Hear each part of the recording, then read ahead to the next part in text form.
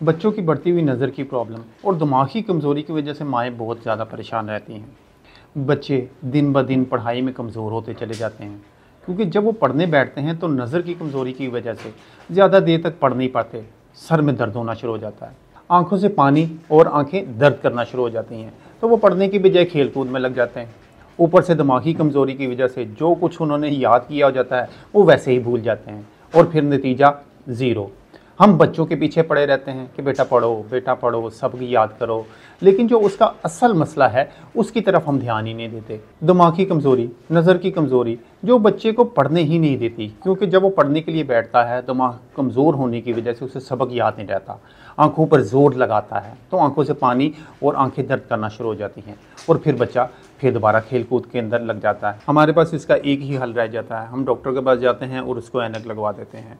जो बीमारी थी उसका तो हमने इलाज किए ही नहीं। बीमारी थी दिमाग की कमज़ोरी, जिसकी वजह से आंखें ख़राब हो रही थी, आंखों में दर्द हो रहा था, सर में दर्द हो रहा था, लेकिन हमने क्या किया, हमने उसको ऐनक लगवा दी। नतीजा क्या निकला, ज़ीरो, कि उसके नंबर्स जो हैं, ऐनक के नंबर्स और बढ़ना शुरू हो जाएंगे और कुछ भी नहीं होगा। इस मसले के हल के लिए अलबर्नी हर्बल्स का एक ख़ास नुस्खा अक्सीर नज़र लेकर आए हैं आपके पास।